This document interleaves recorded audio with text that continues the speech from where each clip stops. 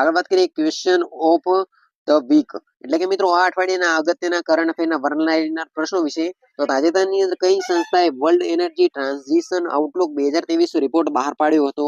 તો એનો સાચો જવાબ આવશે ઇન્ટરનેશનલ રિન્યુએબલ એનર્જી એજન્સીએ.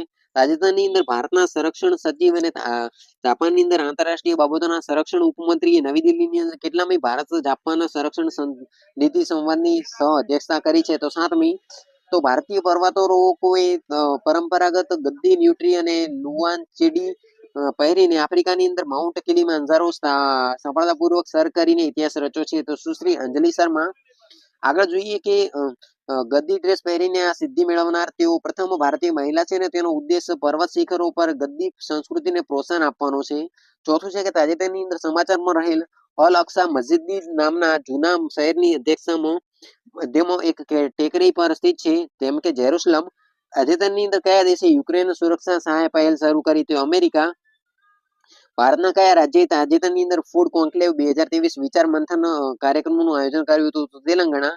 તાજેતરની અંદર ચર્ચામાં રહેલ નાથેલા એક પર્વતીય માર્ગ છે, જે કયા રાજ્યની અંદર સ્થિત છે? તો સિક્કિમ. ખાલી જગ્યાએ તાજેતરની અંદર દેશમાં જેન્ડર તફાવતને દૂર કરવાના હેતુથી નવો કાયદો શરૂ કર્યો તો ઓસ્ટ્રેલિયા. મિત્રો આગળ છે રેકૂન સ્ટીલર શું છે? તાજેતરની અંદર સમાચારમાં હતું તો માલવેર. તો તાજેતરની અંદર નેશનલ જિયોગ્રાફિકલ રિસર્ચ ઇન્સ્ટિટ્યૂટ દ્વારા વૈજ્ઞાનિકો ખાલી જગ્યાએ રાજ્યના અનંતપુર જિલ્લાની અંદર દુર્લભ પૃથ્વી ધાતુઓ શોધી કાઢી છે. તો આંધ્રપ્રદેશ. રાષ્ટ્રપતિ શ્રીપતિ દ્રૌપદી મુર્મુએ તાજેતરની અંદર આસામના તેજપુર એરફોર્સ સ્ટેશનથી ખાલી જગ્યા ફાઇટર એરક્રાફ્ટની 30 મિનિટની ઉડાન ભરી હતી. તો સુખોઈ 30 MKI ગયા મિશન જે તાજેતરની અંદર સમાચારોમાં હતું તે કઈ અવકાશ એજન્સી સાથે સંકળાયેલું છે? ઈએસએ.